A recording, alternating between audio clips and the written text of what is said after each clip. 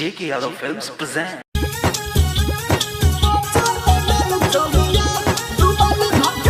JK Yadav Films.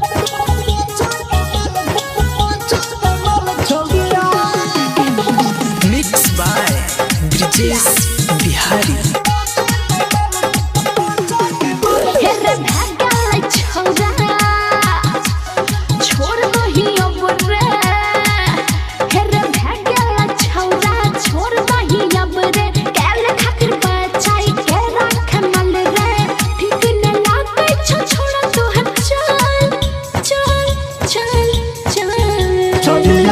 रुमाल धक्के पोछाय नै माल छोड़िया रुमाल धक्के पोछाय नै माल छोड़िया रुमाल धक्के पोछाय नै माल छोड़िया JK Yadav Films.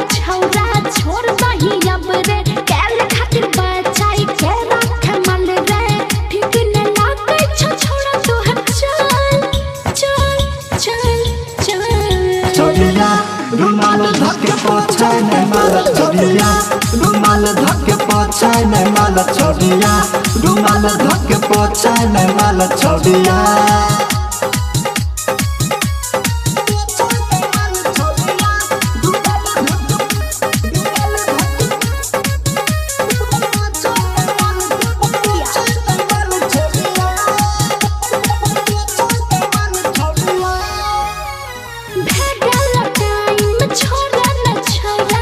तनी सारुक छौड़ी बचल छ थोड़ा तनी सारुक छौड़ी बचल छ थोड़ा तनी सारुक छौड़ी बचल छ तनी सारुक छौड़ी बचल छ थोड़ा तनी सारुक छौड़ी बचल छ थोड़ा ठीक न लागे छोड़ा तू चल चल चल चल छोड़िया रुमाल धक्के पोछाय नै माल छोड़िया रुमाल धक्के पोछाय नै माल छोड़िया रुमाल धक्के पोछाय नै माल छोड़िया JK Yadav Films.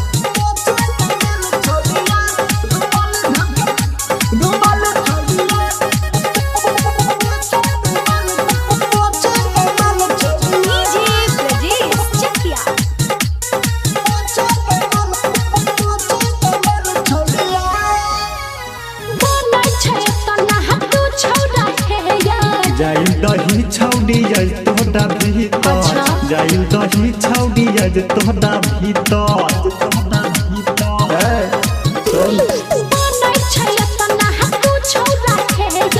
जाइल दही छौड़ी आज तोहरा भीतर जाइल दही छौड़ी आज तोहरा भीतर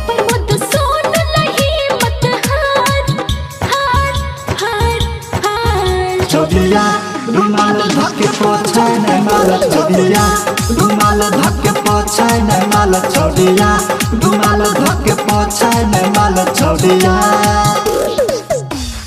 JK Yadav Films.